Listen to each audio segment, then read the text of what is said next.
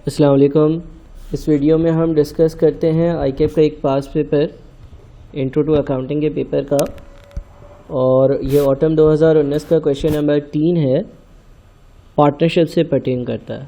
सवाल को डिस्कस करते हैं। सवाल कहता है Sigma Brothers SB has 3 partners A B and C sharing profits and losses in the ratio of 3:2:5 respectively. 3 partners हैं और वो 3:2:5 में अपने प्रॉफिट्स को शेयर करेंगे। एसबी's ड्राफ्ट स्टेटमेंट ऑफ प्रॉफिट और loss for the year ended 30th June 2019 shows net profit of rupees 4.1 million. 4.1 million का profit जो है वो कंपनी ने कमाया है। On review of the financial statement the partners have identified the following matters. और अब पार्टनर्स को ये मैटर्स नज़र आए हैं, ये बातें नज़र आई हैं। Number 1, annual bonus to SB's employees यानी कि जो उसके कंपनी के वर्कर्स हैं, at 10% of the net profit after bonus has not been accrued. यानी कि ये जो बोनस देना था लोगों को, ये बोनस जो है वो कैलकुलेट नहीं हुआ। Number 2, salaries withdrawn by the partners were charged to profit or loss. Salary for June 2019 was not withdrawn by C. Salary जो है वो प्रॉफिट एंड लॉस अकाउंट में चार्ज हो गई है। अगर किसी पार्टनर को सैलरी मिलनी होती है तो वो प्रॉफिट्स के बाद एप्रोप्रिएशन अकाउंट में जाती है, प्रॉफिट एंड लॉस अकाउंट में नहीं जाती। थर्ड में लिखते हैं on 1st of May 2019 SB opened a new outlet in a rented building. Annual rent effective from 1st April 2019 amounting to rupees 1.2 million was paid in advance by C for his personal bank account from his personal bank account. The rent paid has not been accounted for in the books of SB. एक rent पे किया गया था, उसकी कोई accounting नहीं हुई है। फिर लिखते हैं as per the partnership agreement A and C are entitled to a monthly salary of ₹50,000 each. A is entitled to a minimum profit share of 1.8 million per annum. Shortfall in profits if any will be shared by B and C in their profit sharing ratios. Requirement में कहता है show how SB's profit for the year ended 30th June 2019 will be shared among the partners. Profit कैसे share होगा, ये हमें सारी working करनी है। तो पहले तो हम जो हमें प्रॉफिट दिया हुआ है उसको सही करते हैं। हमें जो ड्राफ्ट स्टेटमेंट्स में प्रॉफिट दिया हुआ है, ड्राफ्ट स्टेटमेंट्स में प्रॉफिट दिया हुआ है वो दिया हुआ है 4.1 मिलियन। मैं इन थाउजेंड्स लिखता हूँ तो 4100, ठीक है। अच्छा, पॉइंट नंबर 1, 2 और 3 से हमें अपना प्रॉफिट जो है वो सही करना होगा। पॉइंट नंबर 1 में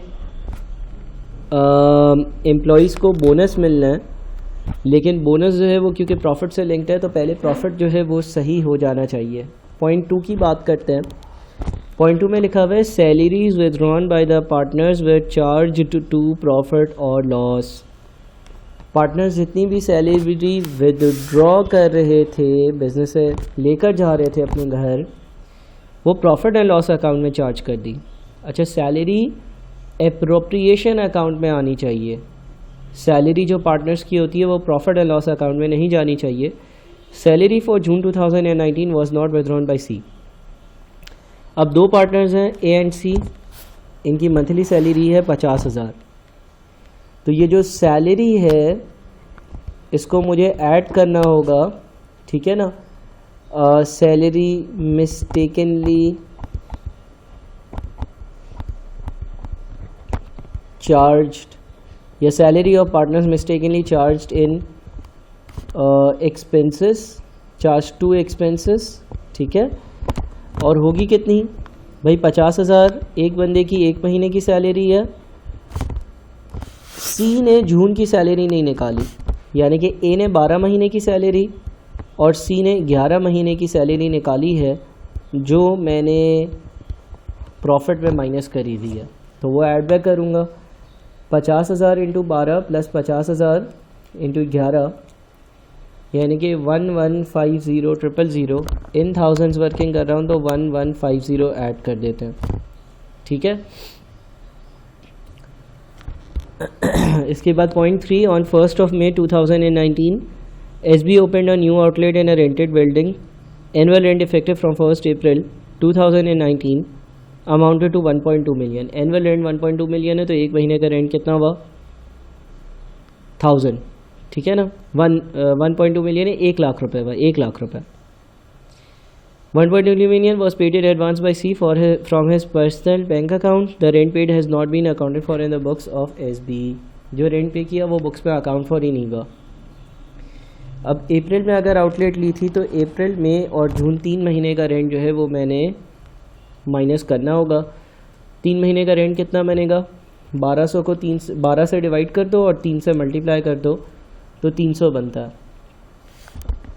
रेंट एक्सपेंस 1200 को 12 से डिवाइड कर दो और 3 से मल्टीप्लाई कर दो तो 3 महीने का 300 बनता है. ये माइनस होना चाहिए, ठीक है. मैं सारी वर्किंग्स थाउजेंड्स में कर रहा हूँ तो 4100 प्लस 1150 माइनस 300 यह बन जाता है 4950 4950, ठीक है. अब बोनस देते हैं. बोनस के बारे में लिखा हुआ था annual bonus to SB's employees at 10%, 10% bonus देना of the net profit after bonus. अच्छा, ये जो नेट प्रॉफिट आया है ये डेफिनेटली बिफोर बोनस है, इसमें से बोनस माइनस होगा तो क्या आएगा, नेट प्रॉफिट आफ्टर बोनस आएगा, ठीक है ना. नेट प्रॉफिट आफ्टर बोनस आएगा. अच्छा सर इसकी वर्किंग कैसे करें, देखो ऐसे कर लो.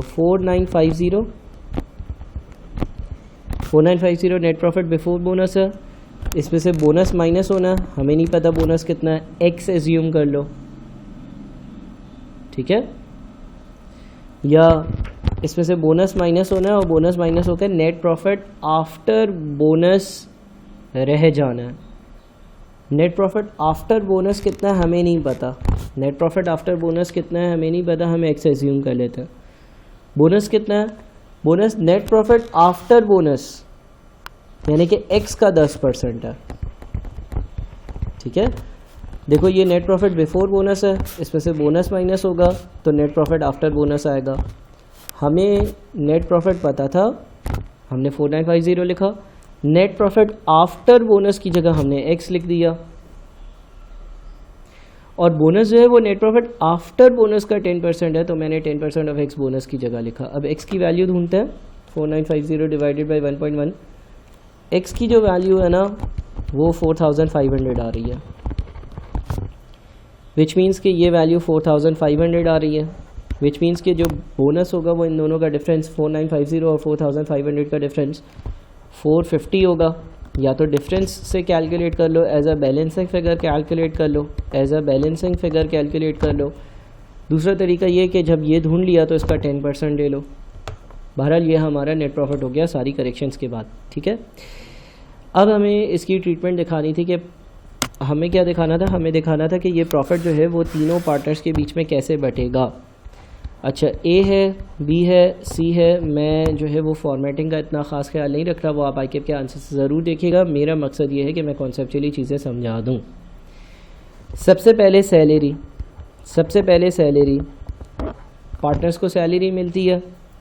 एक महीने की सैलरी कितनी है 50,000, तो 12 महीने की कितनी हुई 6 लाख.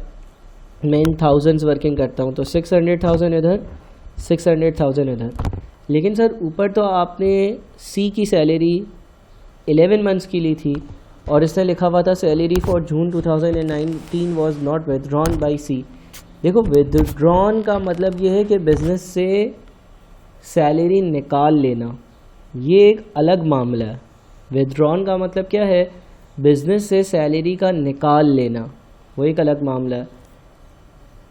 तो इसने विदड्रॉ नहीं करी है जून की सैलरी, लेकिन जाहिर है इसका हक या इसका राइट तो बन गया. एक्रूअल्स कॉन्सेप्ट जो आपने पढ़ा होगा, तो सैलरी बनती तो है इसकी, पूरे साल की 6 लाख सी की सैलरी भी बनती है. अलबत्ता उसने 5.5 लाख निकालनी है, 50,000 बिजनेस में पड़े हुए हैं.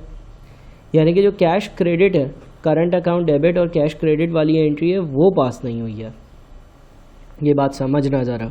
और मुझसे लाइव क्लासेस में डिस्कस भी करना, ठीक है। सैलरी के बाद जो प्रॉफिट शेयरिंग रेशियो था वो 3:2:5 था। 4,500 में से दोनों की सैलरी हटा देते हैं पहले, और बच जाता है 3,300। इसके बारे में लिखा हुआ था कि ये 3:2:5 के रेशो में बटेगा, तो 3,300 को हम 10 से डिवाइड करते हैं, 3 से मल्टीप्लाई करते हैं, 990 यहाँ पर आता है, ठीक है ना, प्रॉफिट शेयर। अच्छा, 3,300 डिवाइडेड बाई 10 इंटू 2, 660 यहाँ पर आता है, और 3,300 डिवाइडेड बाई 10 इंटू 5, 1650 यहाँ पर आता है। अगर हम ये ऐड करते हैं तो ये कितना बनता है, 600 प्लस 990 इज़ 1590, 1590, 660, और 600 प्लस 1650 इज़ 2250, ठीक है। लेकिन एक और बात लिखी हुई थी, A is entitled to a minimum profit share of 1.8 million per annum, shortfall in profit if any will be shared by B and C in their profit sharing ratio. A को कम से कम 1.8 मिलियन मिलने चाहिए।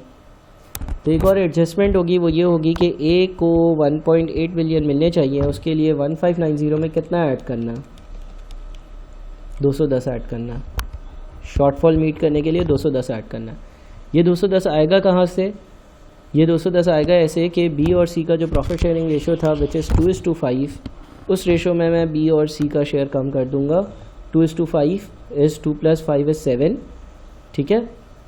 तो मैं 2:5 के ratio में 210 को 7 से डिवाइड करता हूँ, 2 से मल्टीप्लाई करता हूँ, 60 यहाँ से कम कर दूंगा। 210 को 7 से डिवाइड करता हूँ, 5 से मल्टीप्लाई करता हूँ, 150 यहाँ से कम कर दूंगा। तो ये 660 माइनस 60 इज़ 600, और 2250 माइनस 150 इज़ 2100, ठीक है जनाब। फॉर्मेटिंग थोड़ा सा आप ICAP के आंसर से मैच करके देख लीजिएगा, बाकी वर्किंग यही होगी। बहुत शुक्रिया।